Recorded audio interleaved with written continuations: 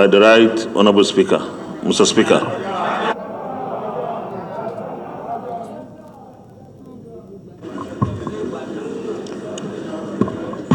His Excellency Muhammadu Buhari, GCFR President and Commander-in-Chief of the Armed Forces, Federal Republic of Nigeria, His Excellency Professor Yemi Oshibajo, Senior Advocate of Nigeria, GCON, and Vice President of the Federal Republic, the Chief Justice of the Federation, Deputy President of the Senate, and Deputy Speaker of the House of Representatives, principal officers of both the Senate and the House, distinguished senators and honorable members of the House of Representatives, Your Excellencies, the Executive Governors here present, the National Chairman of all political parties, Professor Ibrahim Gambari, the Chief of Staff to the President, Mr. Boss Mustafa, the Secretary to the Government of the Federation.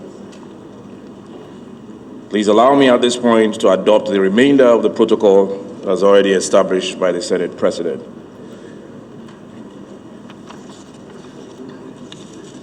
On behalf of the National Assembly, I thank the President of the Federal Republic of Nigeria, His Excellency Muhammadu Buhari, GCFR, for coming today to present the 2023 Appropriation Bill for parliamentary consideration and approval.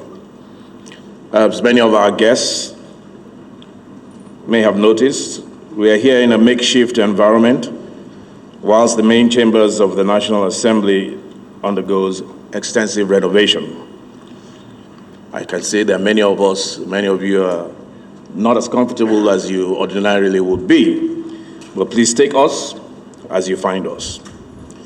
I hope that this budget for this year has accommodated the completion of the chambers. Today's presentation is historic because it is the last such presentation by President Muhammadu Buhari. It is also the last time the 9th Assembly will convene to receive the President for this purpose. We are once more reminded of the finite nature of public service and the obligation to make the most of our time to deliver on our promises to the Nigerian people. It is often said that it's not how well you start, but how strong you finish.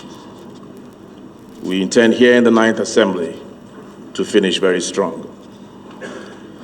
I assure you the National Assembly will prioritize this bill and ensure it is passed before the end of the year, as is the practice of the 9th Assembly. However, we will not, in the quest for timely passage, fail to do the due diligence expected of us by the Nigerian people. The reforms to the budget process initiated in the 9th Assembly have helped streamline the appropriations process and the oversight system. We have set a standard for others to match or answer for. This is to the credit of all those who worked to achieve these outcomes, particularly the senators and the honorable members. I have often said that a budget reflects priorities: national security, healthcare, education, public infrastructure, and human capital development are the priorities we have pursued in the 9th Assembly. Every appropriation act we have considered and passed has reflected these priorities to different degrees. The 2023 Appropriation Act will be a budget of consolidation, our last best opportunity to ensure that ongoing projects across the country are completed before the end of the administration. Of course, government is a continuum, and it will fall to our successors in office to continue the development initiatives of this administration and see them to completion. However, though governance continues despite government changes, priorities may not remain the same. As such, we must endeavor to see to it that the priorities and projects we have prioritized are adequately funded and fully implemented as we continue to do the work we have been elected to do until the last moment of our tenure. Mr. President, permit me to convey the disquiet in the House of Representatives arising from the reports of a massive decline in the volume of crude oil exports due primarily to theft and diversion by criminal elements. It is the sense of the House of Representatives that those engaged in these activities are agents of economic sabotage, determined to bring our country to its knees. Therefore, our position is that their actions constitute treason against our country, for which they and their enablers, whoever they may be, must be held accountable to the fullest extent permitted by law. Nigerians no longer want to hear about crude oil theft. The question has now become, what are we doing about it? Therefore, we are urging a swift and systemic overhaul of the systems in place to protect the country's oil and gas resources. Evidently, the arrangements in place are no longer adequate. As such, there is an obvious need for improvements to stop the loss of income occasioned by this ongoing sabotage. This is especially so at this time when the conditions and circumstances of our national finances require significant borrowing to finance government operations, sustain investments in infrastructure and national security, and improve the living conditions of the Nigerian people. It is noteworthy that Mr. President, the Senate President, and now my good self, Speaker of the House, without comparing notes, dwelled extensively on this subject.